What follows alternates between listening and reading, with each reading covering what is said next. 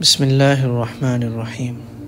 আমাদের ভেতরে যে নফস রয়েছে, নফসে আম্মারা, অর্থাৎ খারাপ যেই আত্মা রয়েছে, যার প্ররোচনায় মানুষ খারাপের দিকে আকৃষ্ট হয়, উদ্বুদ্ধ হয়, এই নফস এতটাই লানত-পূর্ণ, এতটাই ভয়ানক যে আল্লাহ সুবহানাহু ওয়া তাআলা শুধু মানুষ না, বরং অনেক নবী আউলিয়ায়ে কেরামদেরকেও এই নফসের ব্যাপারে সতর্ক করেছেন।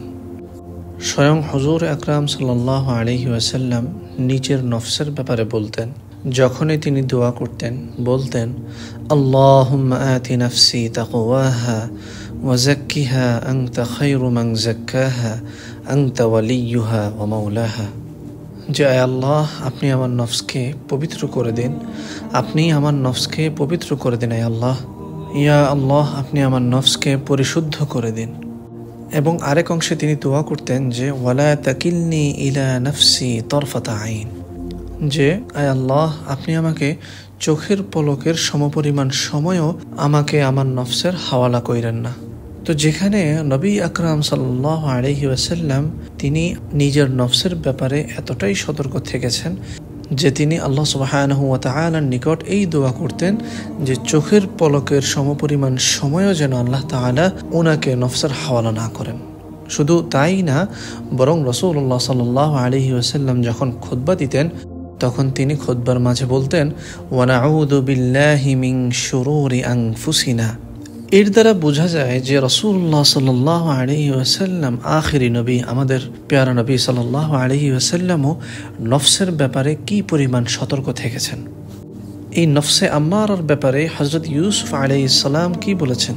হযরত ইউসুফ আলাইহিস সালাতু ওয়াস সালামের সেই কথা কোরআন কারীমে ইরশাদ হয়েছে, ওয়ামা উবাররিউ নাফসি ইন্নান নাফসা লাআম্মারাতুম বিসসু। আরেকজন পয়গম্বর হযরত দাউদ আলাইহিস সালাতু ওয়াস সালাম, আল্লাহ সুবহানাহু ওয়া তাআলা হযরত দাউদ আলাইহিস সালাতু ওয়াস সালামকে উদ্দেশ্য করে বলেছেন, ইয়া দাউদ ইন্না জাআলনাকা খলিফাতান ফিল আরদি ফাহকুম বাইনান নাসি বিল হাক্কি ওয়া লা তাত্তাবি'ল হাওয়া ফায়ুদিল্লাকা আন সাবিলিল্লাহ। যে নফসের তাবেদারি, নফসের গোলামি আপনাকে আল্লাহ সুবহানাহু ওয়া তাআলার পথ থেকে গোমরাহ করে দিবে, পথভ্রষ্ট করে দিবে আপনাকে। এই সতর্কবাণী কাকে দেওয়া হচ্ছে? হযরত দাউদ আলাইহিস সালাতু ওয়াস সালামকে। এবং সমস্ত মানুষের ব্যাপারে, উলামায়ে কেরামের ব্যাপারে, মুসলমানের ব্যাপারে কোরআনে কারীমে এই নফসের ব্যাপারে কি এসেছে?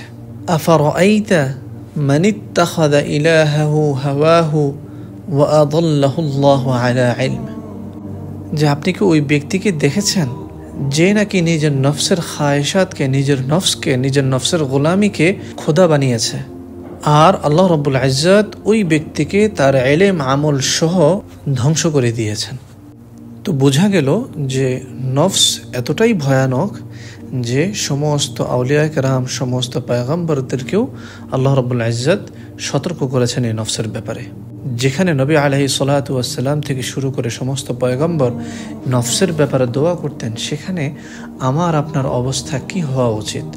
অথচ আমরা আমাদের নফসের ব্যাপারে এতটাই গাফেল যে নফস যে আমাদেরকে জাহান্নামের দিকে টেনে নিয়ে যাচ্ছে, আমরা সেটা টেরও পাচ্ছি না। এই নফসের ব্যাপারেই বলা হয় যে নফস হলো শয়তানের চেয়েও বেশি বিপজ্জনক। কেননা এই শয়তান নিজেই নফসের ধোঁকায় পড়ে নিজেই ধ্বংস হয়েছে। আমরা প্রত্যেকেই শয়তানের ঘটনা জানি যে বদবখ্ত শয়তান ফেরেশতাদের অন্তর্ভুক্ত ছিল, ফেরেশতাদের জামাতের মধ্যে শামিল ছিল এবং অনেক উঁচু মাকামের অধিকারী ছিল। শুধুমাত্র নফসের ধোঁকায় পড়ে শয়তান চিরতরে ধ্বংস হয়ে গিয়েছে, চিরজীবনের জন্য সে জাহান্নামীতে পরিণত হয়েছে, শুধুমাত্র এই নফসের ধোঁকার জন্য। তো আদনা থেকে আদনা বিষয়ের ব্যাপারেও আমাদের সতর্ক থাকা উচিত। আমরা যদি ডিপ ডাউনে গিয়ে একটু চিন্তা করি যে হ্যাঁ, এগুলো আমার সাথে কেন ঘটতেছে, আমরা যদি একটু ফিকির করি, তাহলেই আপনার কাছে সব কিছু পরিষ্কার হয়ে যাবে যে আপনি আসলে নফসের প্ররোচনায়, নফসের গোলামিতে মত্ত আছেন, যা আপনি টেরও পাচ্ছেন না। এই জন্য সব সময় নফসের ব্যাপারে সতর্ক থাকা চাই, নফসের ব্যাপারে চৌকান্না থাকা চাই। আমি নিজেও নফসের ব্যাপারে বেশি আলোচনা করার চেষ্টা করি এবং নামাজের বিষয়ে বেশি কথা বলার চেষ্টা করি। এর একটি কারণ হলো যাতে করে আমার নিজের জন্য এটা রিমাইন্ডার হিসাবে কাজ করে, আমার নিজের একটা প্র্যাকটিস যেন থাকে। তো তো আমাদের মধ্যে অনেক ভাই বোন আছেন যারা কিনা নামাজের ব্যাপারে, তাহাজ্জুদের ব্যাপারে, নিজের আমল আখলাকের ব্যাপারে তাদের হালত এমন হয় যে আমি তো তাহাজ্জুদের জন্য উঠতে পারি না, বা আমি তো তাহাজ্জুদের দিকে নিজের মনকে ফেরাতে পারি না, ফজরের নামাজের জন্য আমি উঠতে পারি না, কিংবা মসজিদে গিয়ে জামাতে শরিক হতে পারি না। অনেকের ক্ষেত্রে দেখা যায় যে জাকাত ফরজ হয়েছে, দেওয়ারও সামর্থ্য আছে, কিন্তু নফসের ধোকায় পড়ে, নফসের প্ররোচনায়, শয়তানের ধোকায় পড়ে জাকাত আদায় করতেছে না। বিভিন্ন অজুহাত সামনে চলে আসতেছে, বিভিন্ন অজুহাত দেখিয়ে জাকাত সময় মতো আদায় করতেছে না। কথা নেই, বার্তা নেই, কোনো প্রয়োজনও নেই, তারপরেও আমরা মিথ্যা কথার আশ্রয় নেই, মিথ্যা কথা বলি। গীবত থেকে নিজেদেরকে সংযত রাখতে পারি না। পরনিন্দায় আমরা এতটাই মত্ত থাকি যে আমরা হাসতে খেলতে সব সময়, সদা সর্বদা যখনই একজনের সাথে দেখা হয় আমরা পরনিন্দায় লিপ্ত হয়ে যাই। এমন আরও অনেক কিছুই আছে যা কিনা আমরা প্রতিনিয়ত জাহান্নামের দিকে আমাদেরকে আমাদের নফস নিয়ে যাচ্ছে, আমরা টেরও পাচ্ছি না। ভালো কিছু করতে গেলেই যেন ভেতর থেকে এক ধরনের একটা বাধা আসে, মনে হয় যে কোনো কিছু একটা আমাকে সৎকাজ করা থেকে বাধা দিচ্ছে। আমার ন্যায় আমলের মধ্যে কেউ একজন দেয়াল হয়ে দাঁড়িয়ে আছে। আমি এক পা দু পা করে যে সৎ কাজের উদ্দেশ্যে একটু এগিয়ে যাব সেটা আমি পারছি না। আমি তো মাত্র কয়েকটি উদাহরণ দিলাম, এমন আরও অনেক আছে। অনেক ভাই বলেন যে আমি অশ্লীল খারাপ কাজ থেকে নিজেকে বিরত রাখতে চাই, কিন্তু পারি না। হারাম থেকে বেঁচে থাকতে চাই, গীবত এবং পরনিন্দা এই সমস্ত পাপ কাজ থেকে যেগুলো আমরা প্রতিনিয়ত করে থাকি, এগুলো থেকে আমি আমার নিজেকে হেফাজত রাখতে চাই। নারী পুরুষ থেকে চোখ হেফাজত করতে চাই।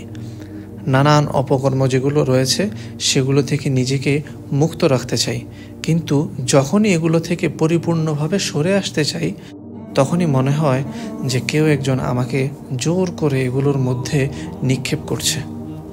তো এই সবই হলো নফসের ধোঁকা। এই নফসের ধোঁকায় পড়ে আমরা যে কত শত গুনাহ করছি, প্রতিনিয়ত করে যাচ্ছি, তার কোনো হিসাব নেই। যখনই কোনো নেক কাজ করতে যাই আমরা, তখনই সেখানে আমাদের নফসের বাধা আসে। আমরা যখন কোনো অশ্লীলতা থেকে নিজেকে দূরে রাখতে চাই, তখনই নফসের প্ররোচনা শুরু হয়ে যায়। মোট কথা, আমরা যত গুনাহই করছি না কেন, বেশিরভাগই হলো নফসের ধোঁকায় পড়েই করছি। শুধু তাই না যে আজকেই শুরু, আজকেই শেষ, বা আজকেই ফার্স্ট, আজকেই লাস্ট, এমন যেসব ধারণা নিয়ে আমরা বিভিন্ন ধরনের গুনাহের কাজগুলো করি, এগুলো হলো নফসের ধোঁকা। তো নফসের বিরুদ্ধে যেই লড়াই, এই লড়াই হলো সর্বোত্তম জিহাদের একটি। রাসূলুল্লাহ সাল্লাল্লাহু আলাইহি ওয়াসাল্লামকে যখন জিজ্ঞাসা করা হলো আইয়ুল জিহাদি আফদল ইয়া রাসূলুল্লাহ, যে আল্লাহ রাসূল সর্বোত্তম জিহাদ কোনটি, সেখানে তিনি আল্লাহ রাস্তার জিহাদের কথা তো বলেছেনই, সেই সাথে নফসের বিরুদ্ধে যেই লড়াই, নফসের বিরুদ্ধে যেই জিহাদ, সেটার ব্যাপারেও তিনি খুবই গুরুত্ব দিয়েছেন।